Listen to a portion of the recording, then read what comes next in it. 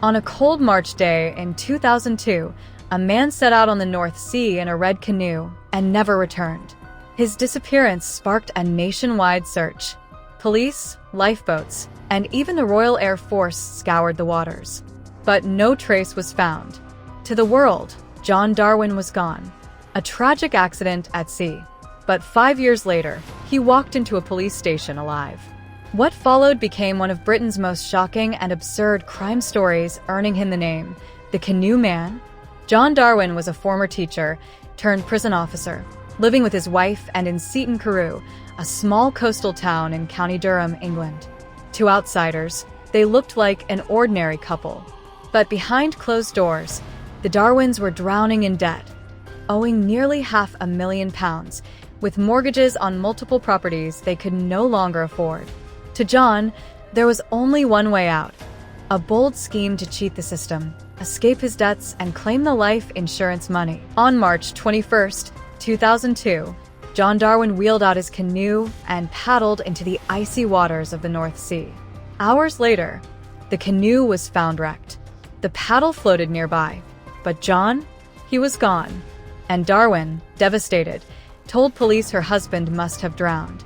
The community mourned, friends and family offered sympathy, and eventually, John was declared legally dead. But John wasn't dead at all.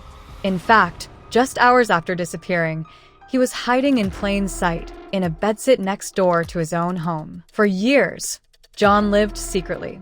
He slipped through a hidden door from his wife's house into a small room, avoiding the public eye, and played her part, comforting friends, cashing in on the insurance payout, and selling property.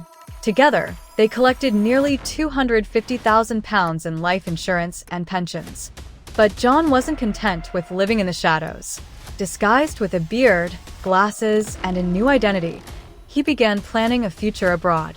He dreamed of moving to Panama, buying property, and starting a new life with Anne. In 2006, John and Anne traveled to Panama under false identities. But bureaucracy caught up with them.